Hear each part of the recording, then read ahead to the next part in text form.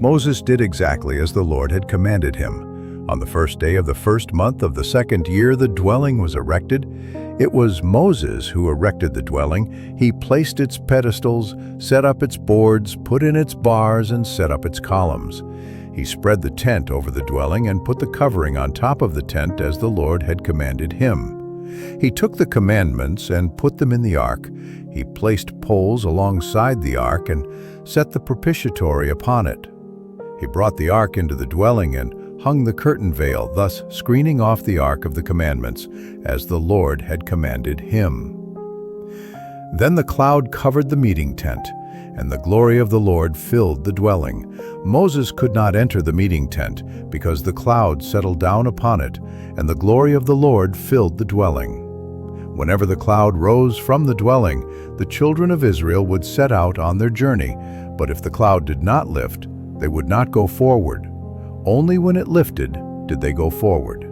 In the daytime the cloud of the Lord was seen over the dwelling, whereas at night fire was seen in the cloud by the whole house of Israel in all the stages of their journey.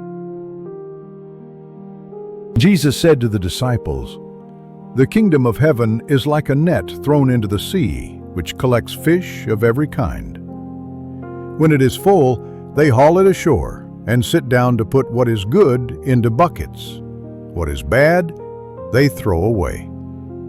Thus it will be at the end of the age. The angels will go out and separate the wicked from the righteous and throw them into the fiery furnace, where there will be wailing and grinding of teeth." "Do you understand all these things?" They answered, "Yes." And he replied, "Then every scribe who has been instructed in the kingdom of heaven is like the head of a household, who brings from his storeroom both the new and the old." When Jesus finished these parables, he went away from there. In the Gospel, Jesus speaks of discernment with images taken from ordinary life. For example, he describes the fishers who select the good fish and discard the bad ones, or the merchant who knows how to identify among many pearls the one of greatest value, or he who, plowing a field, comes across something that turns out to be a treasure. In the final judgment, God will exercise discernment, the great discernment with regard to us.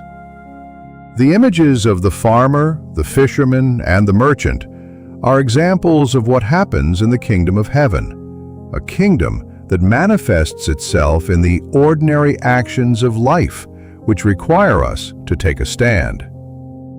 This is why it is so important to be able to discern.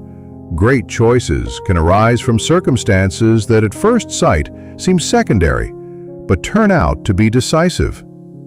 For example, let us think of Andrew and John's first encounter with Jesus, an encounter that stems from a simple question. "Rabbi, where do you live?"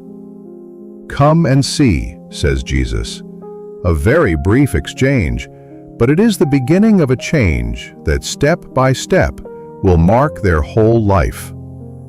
Years later, the evangelist will continue to remember that encounter that changed him forever, and he will even remember the time. It was about 4 o'clock in the afternoon. It is the hour when time and the eternal met in his life.